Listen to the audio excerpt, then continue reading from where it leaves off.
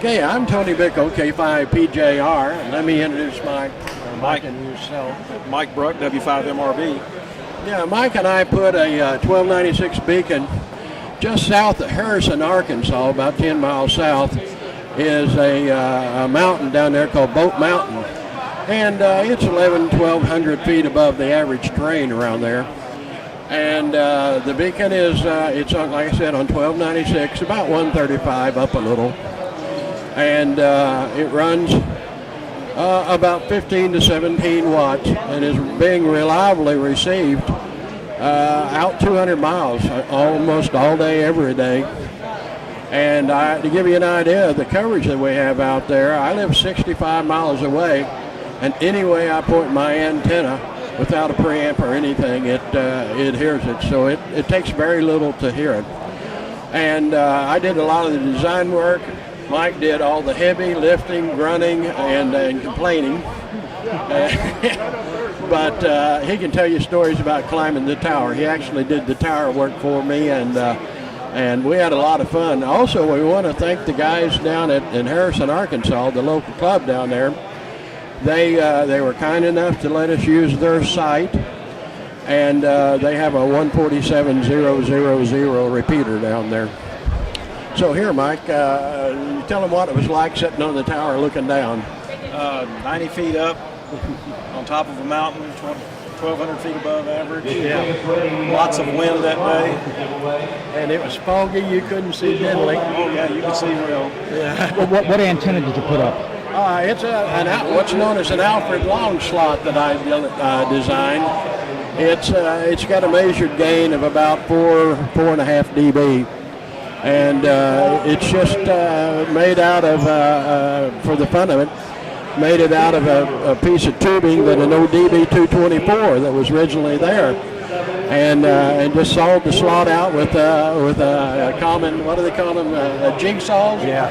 And we sawed the slot in it, and then went back and measured, because when you cut one of those things by hand, they're not real accurate.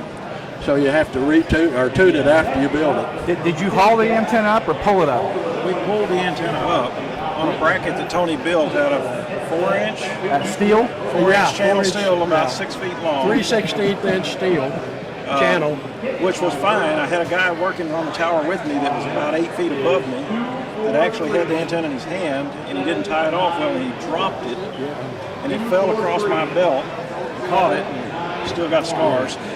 And Mike's still walking funny. Yeah, but we saved Tony's antenna. It didn't hit him in the head, so we were lucky. Yeah. The antenna was saved. Yeah, it's fed with 7/8 heliacs coming down the tower, and so far it's just set out there and been very and reliable. Yeah. Are the guys in Texas hearing it? Al down at McKinney, Texas, he hears it down there. Randy. JQQ, Yeah. Iowa, or up by northern Missouri. Yeah, Norma, and he's 260 some odd miles out. He hears it almost every morning. You, I guess, hear it there a lot. I hear it continuously at about 90 miles out. Is that a good or bad thing? It's been a good thing because you can really watch the propagation.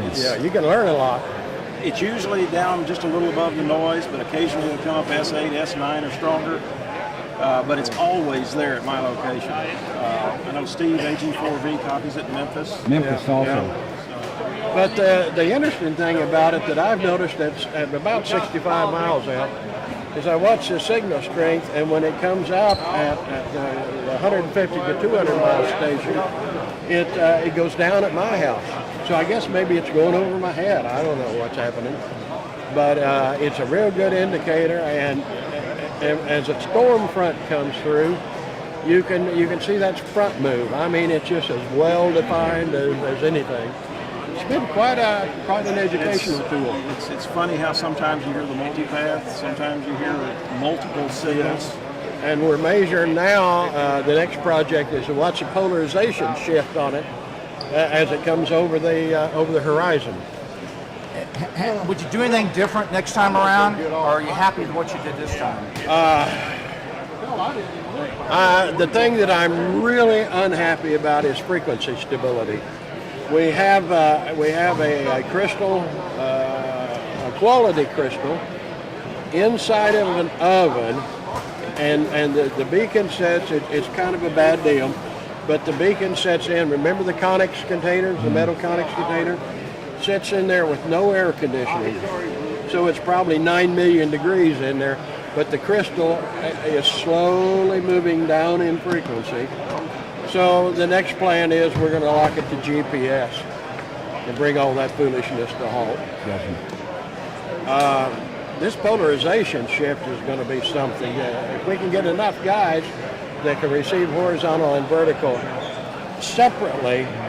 We're aware of how you get fading in the microwave bands. We're wondering if that's actually a polarization shift. Yeah, we don't think it's truly a fade. Some of the guys out at the long distances that have vertical and horizontal but don't have a way to track both can see no difference regardless of the polarization. Yeah, and that's really peculiar.